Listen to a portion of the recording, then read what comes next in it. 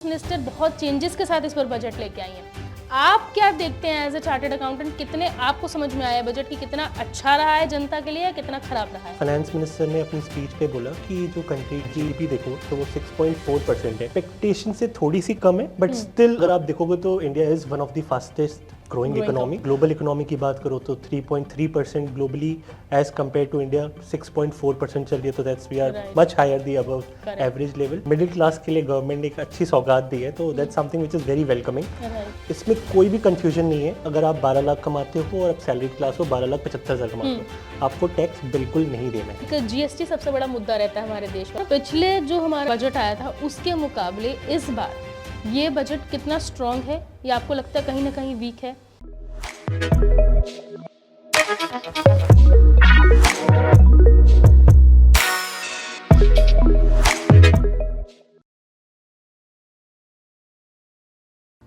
नमस्कार, मैं हूं सोनाली भदौरिया और आप देख रहे हैं बियॉन्ड द ब्लूप्रिंट। आज के पॉडकास्ट में हम बात करेंगे बजट की। इंडियन यूनियन बजट 2025 का ऐलान फाइनेंस मिनिस्टर निर्मला सीतारमण कर चुकी हैं और कई लोगों को ये समझने में बहुत दिक्कत होती है कि इस बजट में आखिर आया क्या है, क्या उनके लिए बेहतर है, क्या उनके लिए बेहतर नहीं है, पुराने बजट में और नए बजट में क्या फर्क है।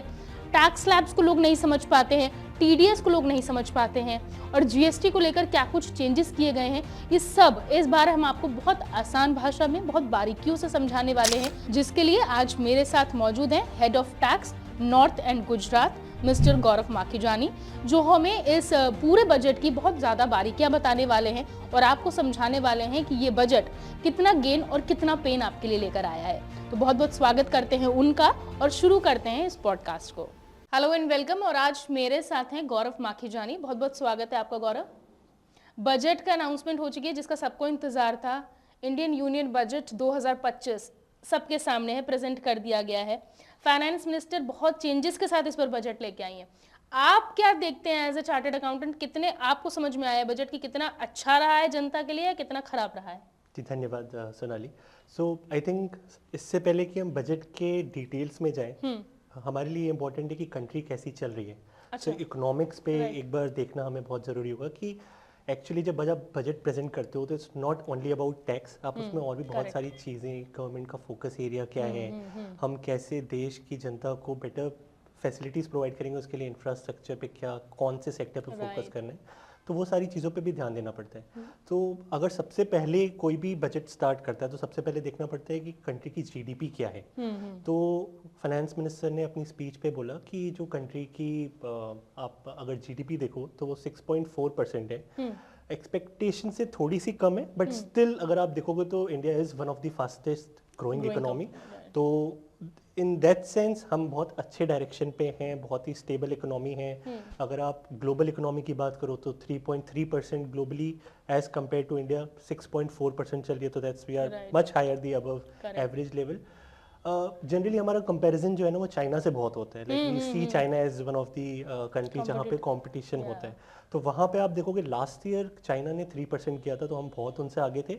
अभी चाइना ने काफ़ी रिकवरी कर लिया, उनका 5% आ गया है और उनकी इकोनॉमी की साइज आप देखो तो $18 ट्रिलियन है। अगर आप इंडिया की देखो तो हम अभी भी 5 ट्रिलियन इकोनॉमी बनना चाहते हैं। ऑफकोर्स हम टॉप 5 पे हैं, we are going at a good space, but we need to do much more. तो आई वुड से कि बजट अच्छा था, lot of changes we bring in. अगर आप उसमें देखो तो लास्ट ईयर काफ़ी सारे मिसेस थे। फॉर एग्जांपल मिडिल क्लास की हमेशा कंप्लेन होती थी कि उनके लिए कुछ भी नहीं किया, तो उनके लिए इस बजट में काफ़ी कुछ चीज़ें हैं। एमएसएमई के लिए डीरेगुलाइजेशन ऑफ रेगुलेटरी है, तो वो रिफॉर्म्स जो है गवर्नमेंट उस पर काफ़ी काम कर रही है। सो ओवरऑल आई वुड से गुड फीलिंग एंड अच्छा एक नींव रखी है जो आई थिंक हमें लॉन्ग टर्म पे काफ़ी कुछ हेल्प करेगी। गौरव, जैसे आपने बताया कि इस बार आम जनता के लिए काफ़ी छूट रही है, राहत रही है, तो राहत की जब बात आती है तो हमारे लिए इनकम टैक्स सबसे बड़ा सवाल होता है। उसको लेकर इस बार सुनने में आया है कि बहुत ज़्यादा चीज़ें क्लियर हुई हैं, ये बहुत अच्छा कदम सरकार ने उठाया है, लेकिन कंफ्यूजन भी कहीं ना कहीं बरकरार है। कह रहे हैं कि 12 लाख तक आपको टैक्स नहीं देना है, लेकिन फिर स्लैब भी आ जाते हैं। ये हमारी जनता को ज़्यादा समझाइए, हमारे पॉडकास्ट देखने वाली ऑडियंस को समझाइए कि स्लैब है लेकिन 12 लाख तक छूट भी है, उसका मतलब क्या है? जी बिल्कुल, आपने बिल्कुल सही कहा कि जो बजट में इस बार मिडिल क्लास के लिए गवर्नमेंट ने एक अच्छी सौगात दी है, तो that's something which is very welcoming. आप देखो तो 12 लाख तक गवर्नमेंट ने पूरी इनकम टैक्स की छूट दे दी है। अगर आप सैलरीड क्लास हो तो 12,75,000 तक अगर आप इनकम कमाते हो तो पूरी टैक्स फ्री है। इसमें कोई भी कंफ्यूजन नहीं है। अगर आप 12 लाख कमाते हो और आप सैलरीड क्लास हो, 12,75,000 कमाते हो, आपको टैक्स बिल्कुल नहीं देना है। ऑफ कोर्स बहुत सारी कंफ्यूजन आ रही है, there are lot of views which are coming up Insta पे एंड अदर जगह पे, जिससे कंफ्यूजन हो रही है कि ये स्लैब रेट्स का फिर मतलब क्या है। जैसे अब स्लैब रेट्स की अगर मैं बात करूं तो 0 to 4 लाख गवर्नमेंट बोल रही है कि आपको कोई टैक्स नहीं देना, बट वो फिर अगेन बोल रही है कि 4 to 8 लाख आपको 5%, 8 to 12 10%। तो वो एक स्लैब रेट से कंफ्यूजन हो रही है कि क्या मैं इस स्लैब रेट में तो फॉल कर रहा हूँ, 12 लाख में हूँ, तो क्या मुझे टैक्स देना है। तो उसमें क्या है कि there are two things which are simultaneously going on. एक है कि आपका एक स्लैब रेट है जिस पे आपको टैक्स कंप्यूट करना है, एंड देन गवर्नमेंट ने एक सेक्शन डाला है 87A। अब 87A कहता है कि आप नॉर्मली अपना टैक्स कंप्यूट करो, 12 लाख तक अगर आप कर रहे हो तो आपका टैक्स जो है वो 60,000 आएगा, 5% 4 लाख का, एंड देन 4 लाख का अगेन 10%, 20,000 प्लस 40,000, 60,000 आएगा। अब गवर्नमेंट बोल रही है कि उतने लेवल तक अगर आपका इनकम है 12 लाख तक तो आप एलिजिबल हो 87A के लिए। अच्छा। उसके फिर आपको 60,000 का रिबेट मिल जाता है, जो आपका टैक्स जो भी आया उस पर आप रिबेट हटाओगे और फिर बैलेंस पे करोगे, तो रिजल्ट आपका ये हुआ कि 12 लाख तक आपका कोई भी टैक्स नहीं बनेगा। अच्छा। तो उसमें आई वुड से कि बहुत क्लियर है, आपको कोई कंफ्यूजन की जरूरत नहीं है। 12 लाख तक अगर आप कमा रहे हो तो आपको कोई टैक्स पे नहीं करना। अगर आप सैलरीड क्लास हो तो सबसे पहले आप जब total income, taxable income compute करते हो तो आप 12,75,000 कमा रहे हो, आप सबसे पहले 75,000 डिडक्ट करोगे, एक स्टैंडर्ड डिडक्शन प्रोविजन है, आप 12 लाख पे आ जाओगे। तो फिर आपका अगेन वही नॉर्मल आ जाएगा कि आपकी 60,000 टैक्स बनेगी, रिबेट बना 60,000 का, डिडक्ट करोगे, आपका टैक्सेबल जीरो है। अब क्वेश्चन ये आता है कि फिर स्लैब रेट क्यों दिए। ठीक है, अब आप एक एग्जांपल लो कि अगर कोई पर्सन है, इंडिविजुअल है, वो 20 लाख सैलरी कमा रहा है। ठीक है, अगर मैं स्लैब रेट पे चेंज ना करूं, सीधे बोल दूं कि 12 लाख तक मैंने टैक्स एग्जेम्प्ट कर दिया, तो वो चीज़ तो सिंपल होगी। बट जो 20 लाख कमा रहा है वो बोलेगा यार मेरे लिए तो गवर्नमेंट ने कुछ भी नहीं किया इस बार। तो स्लैब रेट चेंज करना उनके लिए बहुत इंपॉर्टेंट था, बिकॉज उनको भी टैक्स में कुछ बेनिफिट मिला है, उनको भी रिलीफ मिली है। तो गवर्नमेंट फाइनेंस मिनिस्टर ने अनाउंस भी किया कि अगर आप एक पर्टिकुलर इनकम तक कमा रहे हो, फॉर एग्जांपल 16 लाख, तो आपको 90,000 का बेनिफिट मिलेगा। अगर आप उससे कमा रहे हो तो मैक्सिमम 1,10,000 का बेनिफिट मिलेगा। तो वो एक अच्छी गवर्नमेंट ने चीज़ निकाली है कि स्लैब रेट में भी चेंजेस किए हैं, सो दैट जो 12 लाख से ऊपर कमा रहे हैं उनको भी कुछ बेनिफिट पास हो। किसानों के लिए इस बार सरकार क्या लेके आई है, क्या कुछ स्कीमों में बदलाव किए गए हैं? जी, तो गवर्नमेंट ने कुछ स्पेसिफिक सेक्टर फोकस एरिया बनाए हैं। उसमें स्पीच में फाइनेंस मिनिस्टर ने कई बार जिक्र किया कि हम बिहार में फॉर एग्जांपल एक इंस्टीट्यूट बनाएंगे, एंड काफ़ी सारे उसमें स्किल डेवलपमेंट्स, एंड उसमें हम अपनी जो टेक्नोलॉजी है एग्रीकल्चर सेक्टर की उसको कैसे एक्सपोर्ट में बढ़ाना है, वो सारा स्कीम्स वो उस पर फोकस कर रहे हैं। तो that's something which government is already focusing on, कि एग्रीकल्चर में भी किसानों के लिए सच में कोई डायरेक्ट बेनिफिट नहीं बोलूँगा, इनकम टैक्स तो एनीवे उन पे नहीं लगता, तो that's something which is beneficial for them. But अगर आप स्कीम की बात करोगे तो उन्होंने बहुत सारी पॉलिसीज़ और इंस्टीट्यूशन मिशंस भी बात की हैं जो कि किसानों को अल्टीमेटली हेल्प करेगा। अच्छा, एक जीएसटी सबसे बड़ा मुद्दा रहता है हमारे देश का, किस पे कितनी जीएसटी लगेगी? जी, इस बार क्या जीएसटी को लेकर सामने आया है? जीएसटी में गवर्नमेंट ने छोटे मोटे रेगुलेशन चेंज किए हैं प्रोसीजरल एस्पेक्ट पे, बट जीएसटी लॉ अब क्या है कि 2017 के बाद जब जीएसटी लॉ आया था तो गवर्नमेंट ने उसका स्ट्रक्चर पूरा चेंज कर दिया था। उसमें क्या था कि अब जीएसटी काउंसिल एक बन गई है जिसमें फाइनेंस मिनिस्टर जो है वो तो चेयरमैन है, but all the states are also part of it. तो एक कलेक्टिव डिसीजन लेना पड़ता है जो फिर सब जगह अप्लाई होता है, सारे स्टेट्स में अप्लाई होता है। तो इसलिए you would not see major changes अभी जीएसटी में। लेकिन जैसे अब लास्ट मंथ आपने सुना होगा कि पॉपकॉर्न पे बहुत चर्चा हो रही थी कि अच्छा इस पॉपकॉर्न पे इतना जीएसटी और इस पॉपकॉर्न पे इतना जीएसटी।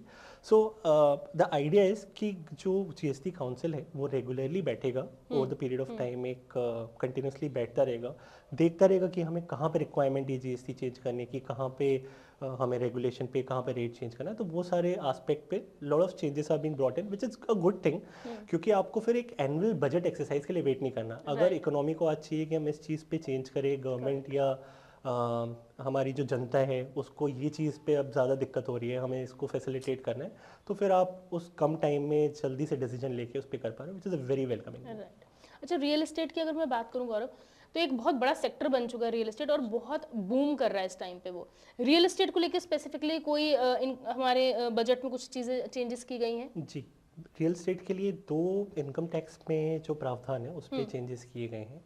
एक प्रोविज़न था सेल्फ ऑक्यूपाइड प्रॉपर्टी। तो अच्छा। उसमें रेगुलेशन में क्या था कि अगर आप as a individual 2 self occupied property करते हो, जिसमें एक पे आप खुद रह रहे होते हो और एक आप सेल्फ ऑक्यूपाइड नहीं कर पाते हो फॉर सम रीज़न, तो आपको वो उसकी एक डीम्ड इनकम नहीं इनकम टैक्स में डिस्क्लोज करनी पड़ती है। ठीक है, आपकी थर्ड प्रॉपर्टी है तो आपको फिर डिस्क्लोज करनी पड़ती है। अब उस प्रोविजन में क्या था, बहुत सारी कंफ्यूजन थी उस प्रोविजन में। आपको ये प्रूफ करना जरूरी था टैक्स अथॉरिटी को कि आप उसको for some reason of business या एम्प्लॉयमेंट ही नहीं यूज कर पा रहे हो, और बहुत ही जेन्युइन और बहुत ही स्पेसिफिक रीजंस के अंदर अगर आप आते हो तभी आपको फिर उसमें इनकम टैक्स पे नहीं करना पड़ता था। अदरवाइज क्या होता था, फिर आप गवर्नमेंट में वो बोलती थी कि आप मार्केट रेट निकालो उस रेंट का, एक प्रॉपर फॉर्मूला प्रिस्क्राइब था, और उस पर फिर आपको डीम्ड इनकम मान ली, भले आपने उसको रेंट आउट नहीं किया है बट उसमें रेंटल इनकम दिखा के उस पर टैक्स पे करना पड़ता था। अब गवर्नमेंट ने क्या किया, गवर्नमेंट ने बोला कि जो दूसरी प्रॉपर्टी है उस पर आपको कोई रीजन देने की जरूरत नहीं है। तो आज क्या हो गया, अब 2 प्रॉपर्टी अगर मेरे पास है एज एन इंडिविजुअल तो मैं उस पर फिर कोई भी टैक्स पे नहीं करूंगा। हाँ, ऑफ कोर्स अगर थर्ड प्रॉपर्टी है तो फिर आप उस कैटेगरी में आते हो कि आप मिडिल क्लास से बाहर हो जाते हो, तो फिर आपको उस पर टैक्स पे करना पड़ता है, और वो पुराने रेगुलेशन, उसमें कोई बदलाव नहीं है। एक रेगुलेशन और चेंज किया है, जैसे कंपलसरी एक्विजिशन अभी गवर्नमेंट काफ़ी कर रही है, तो उसमें कभी कभी क्या होता है कि आप एनहांस कंपनसेशन भी मिलती है, डिस्कशन होते हैं, कोर्ट ऑर्डर्स होते हैं।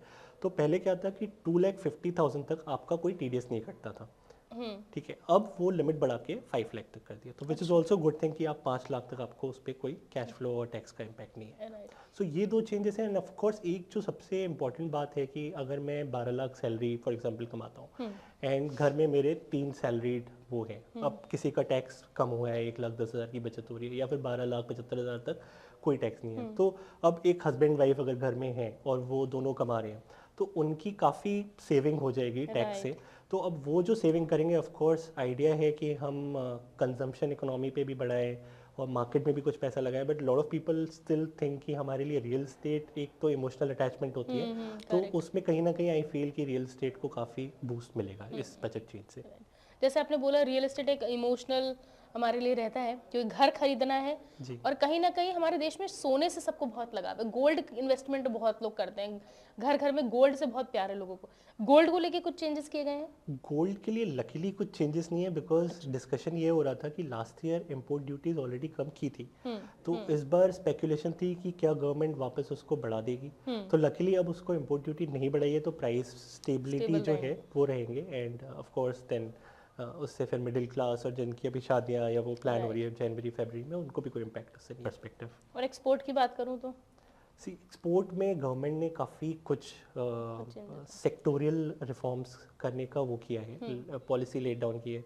फॉर एग्जांपल एक एक्सपोर्ट प्रमोशन मिशन उन्होंने डिफाइन किया है, जहाँ पे वो काफ़ी क्लस्टर्स बनाएंगे, बिकॉज अभी मेक इन इंडिया पे ऑलरेडी बहुत काम गवर्नमेंट कर रही है। 2015 से पीएम मोदी का फ्लैगशिप प्रोग्राम है, तो export is something which government feel, क्योंकि अगर आप देखो हमारे मैन्युफैक्चरिंग जो कंट्रीब्यूशन है टू वर्ल्ड वो 2.8% है।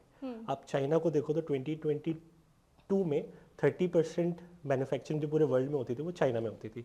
जो टारगेट है नेक्स्ट 2030 का वो 45% है, तो अभी हम सिर्फ 2.8% पे हैं।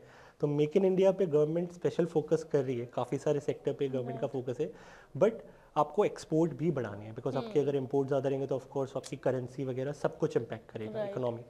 तो एक्सपोर्ट मिशन एक गवर्नमेंट ने बनाया है, जिसमें क्लस्टर्स काफ़ी बनाएंगे, स्किल डेवलपमेंट पे फोकस होगा, ट्रेनिंग एक प्रोग्राम, ट्रेनर्स प्रोग्राम चला रहे हैं गवर्नमेंट।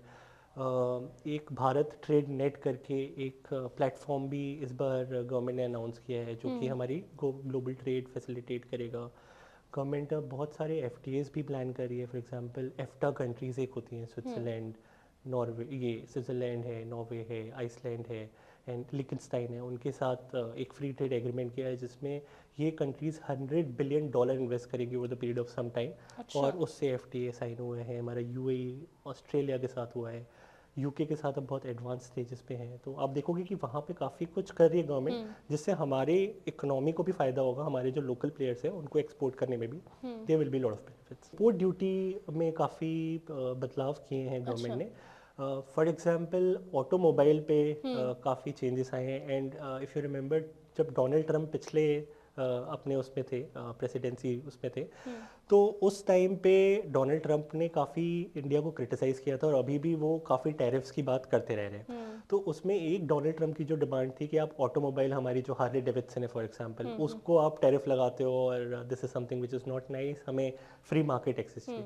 तो गवर्नमेंट का एक अप्रोच ये इस बजट में ये दिखा है कि काफ़ी जगह पे वो दे नो कि अमेरिका हमारे लिए एक बहुत स्ट्रॉन्ग पार्टनर बन के निकलेगा, एक अच्छा मार्केट है, इंडिया का सरप्लस है अमेरिका के साथ चाइना, जबकि अगर आप चाइना को देखो तो बहुत ही ज़्यादा बड़ा डेफिसिट है। तो India would not want to lose such market, हमारी इकोनॉमी के लिए बहुत इंपॉर्टेंट मार्केट है। तो उसमें टैरिफ्स में काफ़ी चेंजेस अभी गवर्नमेंट ने किए हैं, लेकिन मेक इन इंडिया को भी प्रमोट करने के लिए गवर्नमेंट ने कुछ जगह इंपोर्ट ड्यूटी बढ़ाई है। फॉर एग्जांपल फ्लैट स्क्रीन्स के जो इंपोर्ट्स हैं या टेक्सटाइल के कुछ पर्टिकुलर प्रोडक्ट्स हैं, नेटेड टेक्सटाइल, वहाँ पे इंपोर्ट ड्यूटी बढ़ाई है। बट साथ ही में जो उनके रॉ मटेरियल्स होते हैं उसमें इंपोर्ट ड्यूटी कम कर दिया ताकि आप आओ इंडिया में बनाओ और इंडिया में बेचो। इसके साथ गवर्नमेंट ने 36 लाइफ सेविंग ड्रग्स में भी इंपोर्ट ड्यूटी एग्जेम्प्ट कर दी है, जैसे कैंसर जैसी दवाइयाँ हैं, तो वहाँ पे जैसे आम लोगों को फ़ायदा मिले, तो that's something which has been done by government in custom duties area. Stock market की अगर बात करूँ तो लोग हमारे देश में स्टॉक मार्केट में भी काफ़ी एक पोर्शन है जो स्टॉक मार्केट में इन्वेस्ट करता है, उसको लेकर कोई चेंजेस हुए इस बार? सी IFSC एक गवर्नमेंट का अगेन प्राइम मिनिस्टर मोदी का फ्लैगशिप प्रोग्राम है। तो वहाँ पे अगर मैं देखूँ तो IFSC में काफ़ी गवर्नमेंट चेंजेस कर रही है और IFSC एक फाइनेंशियल हब बनाने की उनका सपना है, जैसे सिंगापुर में है, मॉरिशस में है, वैसा एक सपना है। तो वहाँ पे गवर्नमेंट ने काफ़ी अच्छे इंसेंटिव्स ऑलरेडी इंट्रोड्यूस किए, उसको और एक्सपेंड कर रही है। एंड जो इंसेंटिव थे, एक सनसेट क्लॉज आ रहा था कि अगर आप इतने टाइम तक इन्वेस्ट करते हो तो ही हम आपको बेनिफिट देंगे, जो 2025 मार्च में एक्सपायर हो रहा था। तो उसको अब गवर्नमेंट ने एक्सटेंड करके 2030 कर दिया। सो दैट्स वन मूव जो आपको स्टॉक मार्केट में भी अच्छा इम्पैक्ट देगा।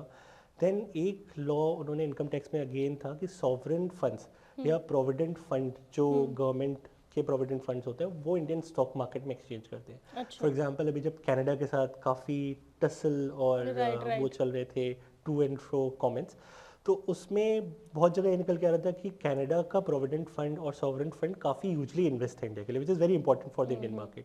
सो all those funds contribute a lot to India. उसमें भी गवर्नमेंट ने जो सनसेट क्लॉज था उनके बेनिफिट का, वो एक्सटेंड करके अब 2030 कर दिया। तो उससे क्या हुआ कि अगेन 2030 तक जितने भी इन्वेस्टमेंट्स आने होंगे सॉवरेन फंड्स या प्रोविडेंट फंड ऑफ गवर्नमेंट, वो आएंगे और उनको बेनिफिट ऑफ कोर्स मिलेगा। तो they would want to explore market like India, जिससे स्टॉक मार्केट को बूस्ट मिलेगा।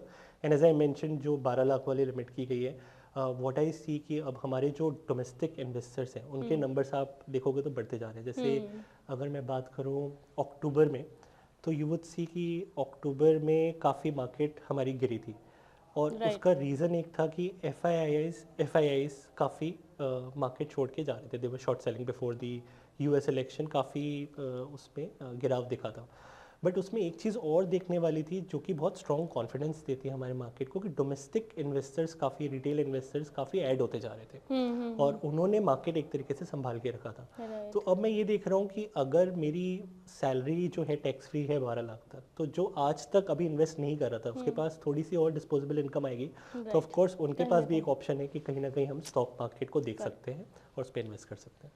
अच्छा, टॉकिंग अबाउट स्टार्टअप्स और MSMEs, इनके लिए कोई टैक्स में कोई चेंजेस की गए हैं? जी, उनके लिए भी एक टैक्स डिडक्शन है, जिसमें कोई भी स्टार्टअप जो गवर्नमेंट द्वारा सर्टिफाइड है तो वो डिडक्शन ले सकता है 3 साल complete tax free out of 10 year. अच्छा। एंड इतना बड़ा गैप 10 ईयर का क्यों दिया है? बिकॉज आप देखोगे स्टार्टअप स्टार्टिंग में लॉसेस में होते हैं काफ़ी, और बहुत एंड में जाके या थोड़े टाइम स्पेंड करने के बाद दे कन्वर्ट इनटू प्रॉफिट। तो उनको एक फ्लेक्सिबिलिटी प्रोवाइड की थी गवर्नमेंट ने कि अच्छा, आप चलो आज स्टार्ट कर रहे हो, आप अपनी चॉइस का कोई 3 साल ले लो जिसमें आप अपना प्रॉफिट 100% डिडक्ट करोगे, आपको 10 साल का बैंडविड्थ देते हैं उसमें। ठीक है, वो एक था। अब उसको अप्लाई करने का जो टाइम था, अगेन सनसेट क्लॉज जिसको हम बोलते हैं इनकम टैक्स में, वो एक्सपायर हुआ था 31 मार्च 2025। अच्छा। तो उसको भी एक्सटेंड करके 31 मार्च 2030 कर दिया गवर्नमेंट। सो तो ये एक अच्छा मूव है अगेन स्टार्टअप जो आज आइडिएशन फेज में होंगे, उसको अब टाइम है कि they do not want to hurry, अपना आराम से वो आइडिएशन को टेस्ट करें, टेक्निकल वो लाए, फंडिंग लाए, एंड देन उसको जाके फिर वो अप्लाई करें and they can claim the tax benefit under the income tax. Gaurav, पिछले जो हमारा बजट आया था उसके मुकाबले इस बार ये बजट कितना स्ट्रॉन्ग है, या आपको लगता है कहीं ना कहीं वीक है? See I would say this budget is very very strong. First of all जो आपने डिस्पोजेबल इनकम लोगों की बढ़ा दी, तो मिडिल क्लास फोकस बजट आप जब भी देखोगे, आप इंट्रोड्यूस अगर आप कर रहे हो, तो गवर्नमेंट का जो प्लान होता है कि हम अपनी इकोनॉमी को ग्रोथ देंगे, तो वो आप जब तक कंजम्पशन नहीं बढ़ाओगे इकोनॉमी का, वो नहीं बढ़ेगी। तो that something which will give boost to the economy, उससे काफ़ी इंप्रूवमेंट आएगी। एंड अगर मैं सेक्टर फोकस की बात करूँ तो leather industry, non leather industry, textile, फिर आप न्यूक्लियर एनर्जी के लिए देखो, गवर्नमेंट ने काफ़ी प्लान इंट्रोड्यूस किए हैं 2047 के लिए। सो एक बहुत ही एम्बिशियस प्लान है, but this was something which was required. आप एक क्लीन एनर्जी की तरफ बढ़ रहे हो और हमारी एनर्जी कंजम्पशन इतनी ज़्यादा है जिसकी वजह से आपको फॉरेन एक्सचेंज भी काफ़ी देना पड़ता है। तो दैट वे आई सी कि सेक्टोरियल फोकस जो था गवर्नमेंट का, वो बहुत इंपॉर्टेंट था, and that would laid foundation कि आप फ्यूचर में एक अच्छी इकोनॉमी इंडिया को प्रोवाइड कर सकते हो। हमने मिडिल क्लास की तो बात करी, हायर इनकम वालों के लिए क्या इस बार चेंजेस हैं या क्या कुछ बेनिफिट्स है, क्योंकि वो भी बहुत ज़्यादा कंट्रीब्यूट करते हैं? जी, हाई इनकम के लिए स्पेसिफिकली एज सच कोई बहुत ज़्यादा ब्राउनी पॉइंट्स तो नहीं है, हाँ, बट जब आप स्लैब रेट चेंज करो तो वो 1,10,000 का बस बेनिफिट वो है। बेनिफिट है। लेकिन लास्ट ईयर गवर्नमेंट ने काफ़ी अच्छा एक मूव किया था, जिसमें जब आप सरचार्ज देखते हो, अगर high income, high net worth individual की इनकम टैक्स देखोगे, तो उसमें सरचार्ज लगता है, जैसे 50 लाख से ऊपर 10%। वैसे ही आप 2 करोड़ से ऊपर जाते हो या 5 करोड़ से ऊपर जाते हो तो 37% तक था। गवर्नमेंट ने अब 2 रिजीम बना के रखी है। एक ओल्ड रिजीम है जो कि अब बहुत ज़्यादा बेनिफिशियल नहीं है, न्यू रिजीम पे गवर्नमेंट पूरा फोकस कर रही है। एक डिफ़ॉल्ट रिजीम है, उसमें गवर्नमेंट ने क्या बोला था कि अगर आपकी 2 करोड़ से ऊपर की इनकम है तो आपको सरचार्ज जो है वो 25% तक लगेगा ऑन द टैक्सेबल अमाउंट। जो 37% वाला क्लॉज था वो हटा दिया, जो कि बहुत ज़्यादा पिंचिंग था। वो टैक्स रेट 40 to 43% तक लेके चला जा रहा था। राइट। अब ये हटाने से जो टैक्स रेट है वो बिलो 40% आ गया है ऑन द सुपर रिच। तो वो एक अच्छा मूव था गवर्नमेंट के लिए। बहुत लोगों को शायद मेरे ख्याल से जो न्यू सैलरीड एम्प्लॉयज़ होते हैं, उन्हें शायद ये नहीं समझ में आता कि जैसे बोल दिया गया कि 12 लाख तक तो टैक्स आपको नहीं पे करना है। अगर आपकी 5 लाख रुपए महीना सालाना भी सैलरी, वो उनको ये नहीं समझ आता क्या हमें टैक्स फाइल करना है। जी, तो उसमें क्या है कि अब गवर्नमेंट का रूल उसमें भी क्लियर है। अगर आप 0 to 4 लाख के ब्रैकेट में आ रहे हो तो आपको कोई रिक्वायरमेंट नहीं है, आप नील टैक्स पे हो, जीरो वाले ब्रैकेट में नहीं है। बट जब आप 87A का रिबेट ले रहे हो तब रिक्वायरमेंट है कि आप अपना टैक्स कंप्यूट करो, रिबेट ले और वो इनकम टैक्स रिटर्न फाइल करके रिबेट। सो इन नटशेल अगर आप 12 लाख से कम भी हो, आप पे टैक्स नहीं भी है, तो आप रिटर्न फाइल कर दो। और अभी रिटर्न फाइल करना एक बहुत सिंपल प्रोसेस हो चुका है, specifically for someone earning below 12 lakh, 1 lakh per month वाले इनकम के लिए। आपके इनकम टैक्स रिटर्न में आपकी जो वेबसाइट है, जो यूटिलिटी है, वो काफ़ी सिंपल कर दी है। आप खुद जाके उसको मोस्टली भर सकते हो। बहुत थोड़ा आसान भाषा में थोड़ा सा बता सकते हैं हमारे जी ऑडियंस को बिल्कुल। किस तरह से, कहाँ पे वो मिल सकते हैं, क्या साइट है, आप बता दीजिए। राइट, तो आप जब इनकम टैक्स की वेबसाइट लॉग इन करोगे तो उसमें प्री फिल्ड टैक्स रिटर्न का एक कॉन्सेप्ट आ गया है। ठीक है। आप अपना आईडी, पासवर्ड होता है, पैन नंबर एक आईडी होती है और आप पासवर्ड क्रिएट कर सकते हो। उसको आप लॉग इन करोगे और उसमें एक ऑप्शन आता है फाइल इनकम टैक्स। आप उसमें ऑनलाइन फॉर्म्स में जाओगे और उसको ओपन करोगे। आप जैसे ही अपना पैन डालोगे, आधी से ज़्यादा इन्फॉर्मेशन आपकी जो जनरल डिटेल्स है वो पहले से आ जाएगी। आप उसको वेरीफाई करो, देन जो जनरल दूसरी इन्फॉर्मेशन होती है, बेसिक इन्फॉर्मेशन, आपका एड्रेस क्या है, फ़ोन नंबर क्या है, ईमेल आईडी क्या है, वो सारी इन्फॉर्मेशन डालो। फिर उसमें क्या है कि ब्रैकेट्स बने हुए हैं। तो अगर आप फॉर एग्जांपल सैलरी इनकम हो तो आप सैलरी इनकम का टैब बना हुआ है, बहुत इजी इंटरफेस है। आप उसको क्लिक करोगे, आप डायरेक्ट उस फॉर्म्स में पहुंच जाओगे जहां पे आपको सैलरी डिटेल्स देनी है। मोस्ट लाइकली वो डिटेल्स भी पहले भरी हुई होगी, बिकॉज आपके एम्प्लॉयर ने आपका जब टीडीएस काटा होगा तो वो इन्फॉर्मेशन गवर्नमेंट को दी होगी। तो वो प्री फिल्ड रिटर्न का कॉन्सेप्ट है कि मेजरली वो इन्फॉर्मेशन भरी हुई होगी। अगर आप उससे एग्री करते हो, आप उसको एक्सेप्ट करो एंड देन आप देख लो कि अच्छा आपका टीडीएस वगैरह सारा प्रॉपर आ रहा है, आपकी टैक्स लायबिलिटी निल है। अगर आपकी कोई और अदर इनकम है जो आपको एनुअल इन्फॉर्मेशन सिस्टम से आती है, एआईएस उससे आती है, तो वहाँ से आप एक बार चेक कर लो अपना एंड कंफर्म करके आप अपनी रिटर्न फाइल कर दो। रिटर्न फाइल करने के लिए भी बड़ा सिंपल प्रोसेस है। अब आपका आधार लिंक्ड है, पैन, तो आप सिंपल जाके वहाँ पे अपना आधार वाले नंबर को, आपको ओटीपी आ जाता है, वहाँ से आप रिटर्न अपना फाइल कर सकते हो। अच्छा, इनकम टैक्स को लेकर अगर आप कोई हमारी जनता को या लोगों को समझाना चाहें या कोई एक एडवाइस देना चाहें टैक्स को लेकर स्पेसिफिकली वो क्या देना चाहेंगे? सबसे इम्पोर्टेंट पार्ट जो है अभी 12 लाख तक आप देखो तो टैक्स फ्री है। उसके ऊपर अब बहुत ज़्यादा डिडक्शंस एज सच बचे नहीं है न्यू स्कीम में, तो बहुत ज़्यादा प्ले अराउंड या बहुत ज़्यादा आप स्ट्रक्चर करके आपको कोई फ़ायदा नहीं है। और उसमें जो डॉक्यूमेंटेशंस हैं वो काफ़ी कम लग रहे हैं। सो मोर देन 90% एक्सपेक्टेशन है कि more than 90% of the tax payer would move to new regime. लेकिन स्टिल आपके लिए इम्पॉर्टेंट है कि आप चेक करो कि क्या आप इन्वेस्टमेंट्स कर रहे हो और वो टैक्स बेनिफिट टैक्स रिडक्शन मिलेंगे, क्योंकि हो सकता है आपका स्टिल ओल्ड रिजीम आज के दिन का फ़ायदेमंद हो। तो वो आपको एक बार चेक कर लेना चाहिए कि आप न्यू रिजीम में बेटर हो या ओल्ड हो, और फिर आप डिसाइड करो और फिर आप टैक्स पे कर लो। फिर आपको देखना पड़ेगा कि वो 12 लाख से अगर आप नीचे हो तो आपके लिए ओल्ड रिजीम बेहतर है, doesn't make sense, new regime make sense. But अगर आप 12 लाख से ऊपर हो तो आप फिर भी एक बार देख सकते हो, और आप फिर अपने आप को इंश्योर करो कि हाँ मैं इतने डिडक्शन इतने इन्वेस्टमेंट कर लूँगा और ये डिडक्शन मैं ले लूँगा।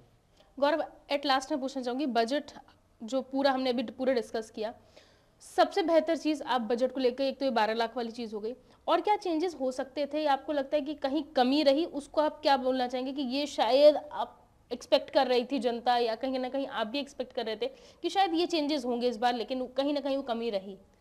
जी, ऐसे कुछ पॉइंट्स हैं। मिडिल क्लास को तो पूरा कवर कर लिया, बट बिजनेस कम्युनिटी स्पेसिफिकली जो फॉरेन इन्वेस्टर्स आप बोलते हो कि ठीक है आप मेक इन इंडिया करो, आप मैन्युफैक्चर इन इंडिया करो, वहाँ पे एक रिक्वायरमेंट थी इंडस्ट्री की कि आप जो कॉर्पोरेट टैक्स रेट है वो 15% कर लो। आप देखो तो अभी डोनाल्ड ट्रंप ने भी बोला है कि he will further reduce corporate tax rate in America. आप आओ अमेरिका में बनाओ, हम आपको सारे बेनिफिट्स देंगे। तो मुझे लगता है कि ये एक डिमांड थी हमारा। 2024 तक 15% कॉर्पोरेट टैक्स रेट था। अगर आपकी कोई कंपनी 2019 के बाद बनी है बट 24 के पहले मैन्युफैक्चर स्टार्ट कर लेती है तो उसको मिल रहा था, बट फिर उसका सनसेट क्लॉज आ गया। एक एक्सपेक्टेशन थी कि सिंस अभी वापस ग्लोबल इकोनॉमी में काफ़ी जियोपॉलिटिकल चीज़ें चल रही हैं, आप उसको एक्सटेंड कर सकते थे और आप मेक इन इंडिया को प्रमोट कर सकते थे। तो दैट आई वुड से वाज अ मिस। अच्छा गौरव, एक और चीज़ पूछना चाहूँगी, कई बार बजट में कुछ ऐसे टर्म्स यूज़ किए जाते हैं जो आम जनता के सर से ऊपर निकल जाते हैं जी। कुछ ऐसे टर्म्स को आप सिंप्लीफाई कर सकते हैं जी, जो आपसे भी लोग पूछते हो कि इसका मतलब क्या था, ये क्या बोल गई? एक बहुत इंटरेस्टिंग इकोनॉमिक सर्वे में एक टर्म यूज़ किया है गवर्नमेंट ने। जैसे आपने पूछा एमएसएमई फोकस, एमएसएमई में काफ़ी फोकस किया है, तो गवर्नमेंट ने ना एक बहुत इंटरेस्टिंग टर्म यूज़ किया है, मिडिलस्टान। अच्छा, अब मिडिलस्टान एक जर्मन वर्ड है, ओके, ठीक है, और गवर्नमेंट ने ये रिकॉग्नाइज किया कि अगर आप देखोगे जर्मनी की इकोनॉमी तो 90% ऑफ द इकोनॉमी जो कंट्रीब्यूट हो रही है वो वहाँ के एसएमईज कर रहे हैं। तो गवर्नमेंट ने पूरा स्टडी किया और अपने इकोनॉमिक सर्वे में बहुत इसको एम्फेसिस भी किया है कि अगर आप जापान देखो, अगर आप जर्मनी जैसी इकोनॉमी देखो, वहाँ पे 90% of the economy is being contributed via MSME, मिडिलस्टान, और वो बैकबोन है इकोनॉमी की। तो उसमें अब क्या रेगुलेशंस हैं, कितनी ईज ऑफ डूइंग बिजनेस है, अगर हम क्या उसको यहाँ पे अप्लाई कर सकते हैं, तो उसको एम्फसाइज भी किया है गवर्नमेंट ने। It's not just a linguistic choice कि ठीक है आप एक टर्म लेके आ रहे हो, बट उसके साथ आप क्या और उनको बेनिफिट वहाँ मिल रहे हैं वो आप यहाँ पे इंट्रोड्यूस करने की सोच रहे हो। तो उसके लिए अगेन एक कमेटी इन्होंने बैठाई है जो उसको रेगुलेटरी रिफॉर्म्स को ईज करेगी। बट अगर आप टर्म्स की बात करो तो एक मिडिल स्टैंड कोई भी भारतवासी ये सोचेगा कि अच्छा ये क्या टर्म है? तो ये एक एमएसएमई टर्म है, स्मॉल एंड मीडियम एंटरप्राइज, और इसका यूज़ करने का इंटेंशन गवर्नमेंट का ये है कि हम एक जर्मन इकोनॉमी को एज एन एग्जांपल देख रहे हैं कि वहाँ पे जो एमएसएमई कर रही है, आरएनडी कर रही है, मैन्युफैक्चर कर रही है, हम क्या उसको एक फैमिली ओन्ड बिजनेस को यहाँ पे बढ़ावा देके एक काइंड ऑफ इकोनॉमी का बैकबोन एमएसएमई को बना सकते हैं। राइट।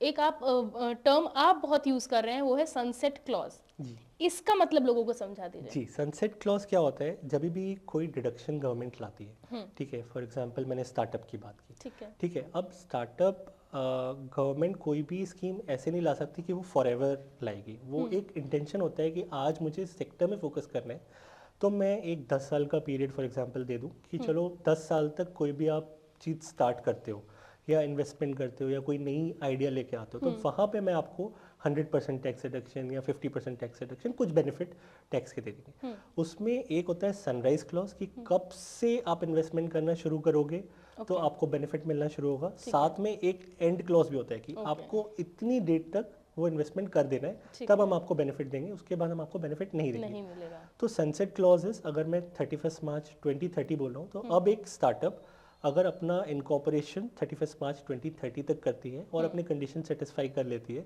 तो उसको वो टैक्स डिडक्शन जो है वो मिल जाएगा। गौरव, टीडीएस को लेकर भी कहीं ना कहीं चेंजेस आए हैं इस बार? जी, टीडीएस को लेके प्राइमरली उनका आइडिया गवर्नमेंट का ये है कि हम रैशनलाइज करेंगे। बहुत सारे चेंजेस आए, बट दो जो हैं वो आम जनता को काफ़ी इम्पैक्ट करेंगे। एक है सीनियर सिटीजन के लिए उन्होंने काफ़ी अच्छा एक टीडीएस थ्रेशोल्ड लिमिट बढ़ा दिया है। आप देखो तो 50,000 तक पहले जब कोई सीनियर सिटीजन को इंटरेस्ट मिलता था तो उस पर टीडीएस कटता था। अब वो लिमिट बढ़ा के 1 लाख कर दी है। अच्छा। तो अगर आप देखो सीनियर सिटीजन जनरली क्या होता है, वो सेफर इन्वेस्टमेंट में ही इन्वेस्ट करते हैं। एफडी की है फॉर एग्जांपल, ठीक है। पहले क्या होता था, 50,000 से ऊपर को इंटरेस्ट मिल रहा है तो उस पर टीडीएस कट जाता था। अब टीडीएस कट रहा है तो उनको पैसा काट के मिल रहा है, या तो उसके लिए वो अथॉरिटी के पास जाएं, फॉर्म 15 फाइल करें और उसमें वो टीडीएस ना कटवाएं, बिकॉज उनकी टैक्सेबल इनकम नहीं होती। करेक्ट, ठीक है। तो लेकिन उनको एक कैश फ्लो का इम्पैक्ट आता था, क्योंकि आज उनको टीडीएस काट के मिल रहा है, रिफंड उनको 1 साल बाद जब रिटर्न फाइल करेंगे तो मिलेगा, उनको कंप्लायंस करनी पड़ेगी। अब वो लिमिट बढ़ा के 1 लाख कर दी गई, तो आप उनको क्या है, थोड़ा सा डिस्पोजेबल इनकम ज़्यादा दे रहे हो। तो एक सीनियर सिटीजन को इतनी रिक्वायरमेंट होती है, वो एक अच्छा मूव था।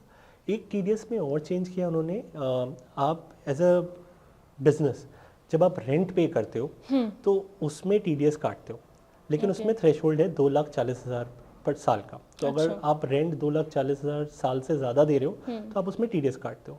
वो थ्रेशोल्ड बढ़ा के अब इफेक्टिवली 6 लाख कर दिया है। तो दैट्स ऑल्सो मैसिव इंक्रीज, उसमें भी काफ़ी बेनिफिट मिल जाएगा लोगों को for compliances and TDS cash flow impact भी काफ़ी करता है, तो उसमें भी काफ़ी बड़ा अच्छा इम्पैक्ट है। Thank you so much, Gaurav. It was very nice or very informative talking to you. It was a pleasure, Sonali. Thank you so much. Thank Thanks for having me.